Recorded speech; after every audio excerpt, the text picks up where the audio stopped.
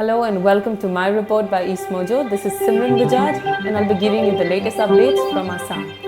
In the first news, Assam Minister Dr. Himanta Biswa Sharma this morning shared a video on his Twitter handle, and he has claimed of AIUDF Chief MP Badruddin Ajmal's supporters of chanting Pakistan Zindabad while welcoming him at Silchar Airport yesterday.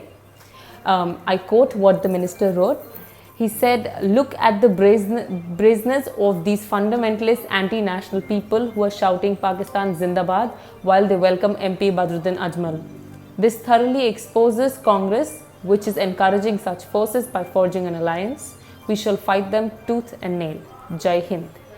In the 44-second video, around the 3 or 4 second mark, you can hear one person chanting Pakistan Zindabad. AIUDF MLA Aminul Islam has rubbished these claims, and speaking with EastMojo, he said it's clearly a conspiracy by Himanta Biswa Sharma. He said that not a single member of AIUDF will shout slogans on Pakistan Zindabad hai. And he said that we are a party under Indian democracy and our president is a member of Parliament of India and we are in existence for Assam. He also said that the video is merely a ploy by the BJP government to gain votes by attacking both Congress and AIUDF in the run-up to the 2021 state assembly elections. And Congress has also reacted to these allegations. Assam Congress MP Pradyut Bordoloi has called Dr. Himanta Biswa Sharma as someone who runs the dirty tricks department. He rubbished the claims and he said that Himanta Biswa Sharma will go to any extent and his agenda is to create division and to polarize the society. He also added that ahead of the 2021 elections, Himanta Biswa Sharma wants to drill a fear psychosis in the mind of the people. In another news, Assam State Zoo today has added to its diversity by welcoming 6 hyacinth macaw and 2 capuchin monkeys. All these animals are rescue animals. They were caught by authorities. They were rescued by authorities while being transported from Guwahati to Mizoram. They were under thorough care and supervision for 3 months with doctors taking care of them. And after clearing all required medical examinations, these animals were today released in Guwahati Zoo by the State Forest and Environment Minister Parimal Suklavaidya. These animals are under constant supervision and under CCTV surveillance. They will soon be joined by 4 more friends, that is 1 kangaroo and 3 turtle, who were also rescued by district authorities along with them. These 4 animals are currently under 45 days quarantine period to be cleared of any foreign viruses. Once cleared, they will soon be shifted to the state zoo. That's the update that we have from Assam. This is Simran Bajaj. Hi, I'm Madeline Ambrosia from Nagaland. Well, as per the directive of the Election Commission of India, ECI, fresh polls to 2 polling stations under 60 Pungokiferi ST Assembly constituency will be conducted tomorrow, November 7th. Now, the Nagaland Chief Electoral Officer, CEO Abhijit Sinha, informed that the 2 polling stations where fresh polls will be conducted are 8 Kipongya Ward A Kiferi Town and the other is 11 Singrap, both under 60 Pungokiferi AC.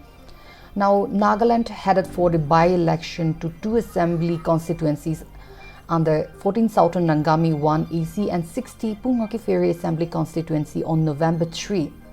However, after scrutiny, the ECI made the decision based on the reports that were submitted, and after taking all material circumstances into account, the ECI has announced fresh poll to these 2 polling stations under 60 Pungro Kiferi Assembly constituency and has declared the by-election poll that was conducted on November 3 in these 2 polling stations as void.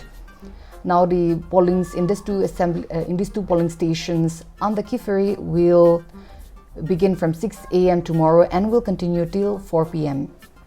Now, in another major development, the ruling government, People's Democratic Alliance (PDA), and the Nagaland Opposition Party (NPF) came for a joint press conference yesterday, where they decided to come for the joint press conference on the directive of Union Home Minister Amit Shah.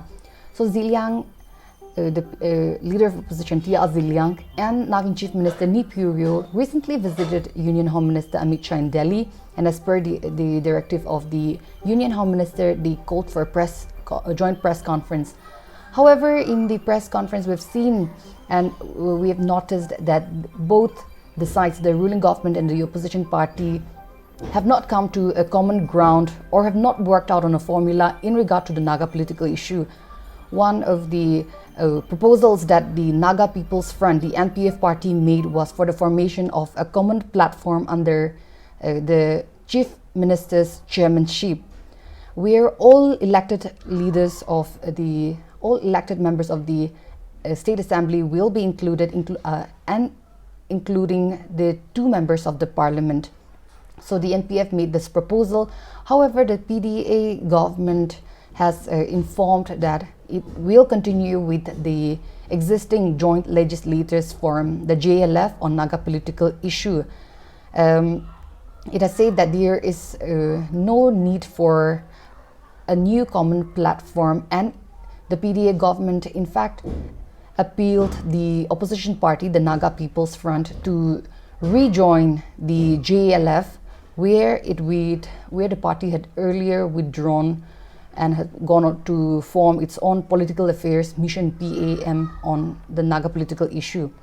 Now, another important point to be taken from this joint conference is that in regard to paving way for the settlement of the Naga political issue.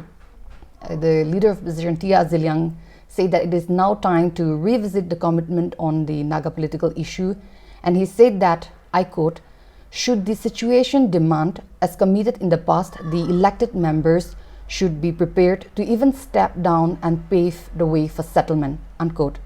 Now, similar to what the leader of opposition has said, Nagaland Chief Minister Nipurio also said that as it has made the commitment to be active facilitators, if the honorable and acceptable settlement comes, it is prepared to pave way for an alternative arrangement.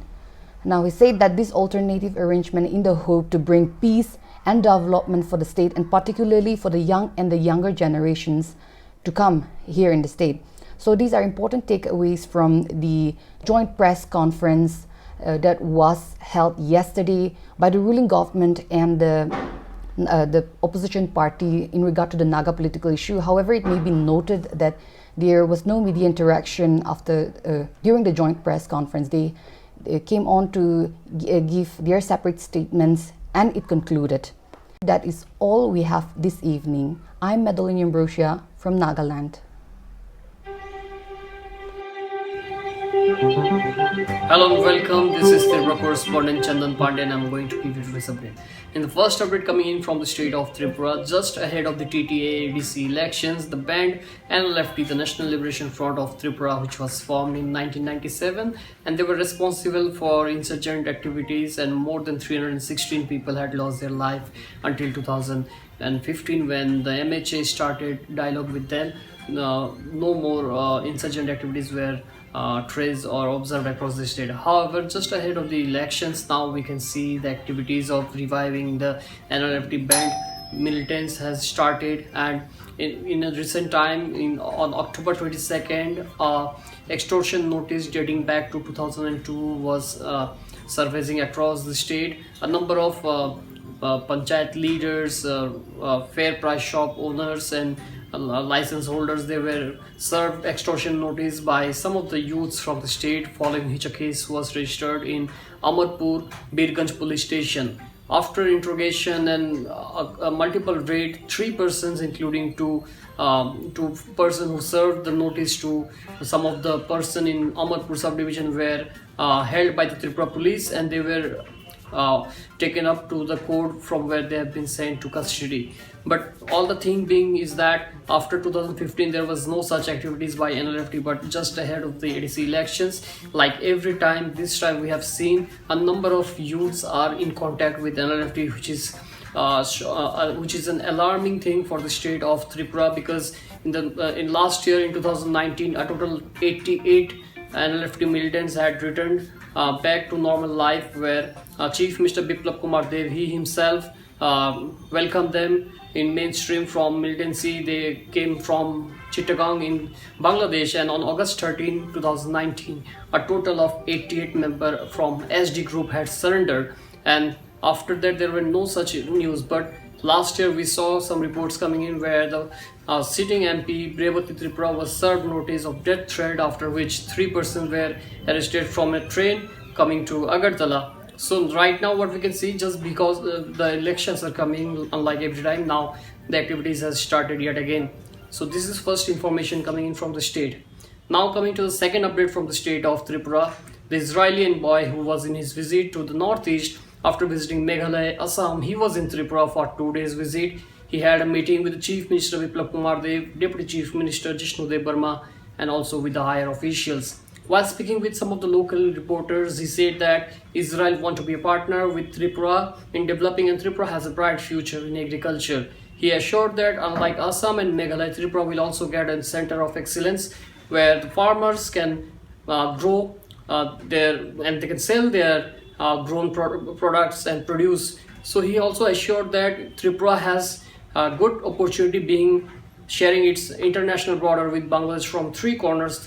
Just to inform our viewers, that Tripura shares more than 800 kilometers in international border with Bangladesh from 3 sides, and it shares this boundary with Mizoram and Assam. So it's very crucial for Tripura to get a tie with Israel in promoting their water resource, agriculture, horticulture. The Chief Minister also handed him over a thesis where all the agricultural activities and in the coming days project have been handed over to him. And the Israeli envoy, he has assured that Israel is in good contact with India and they want to promote the produce and the agriculture of India. They will give their best so that the farmers in Tripura can also double their income by 2022. So this is all coming in from the state of Tripura for the day. This is Chandan Pandey reporting from Agartala.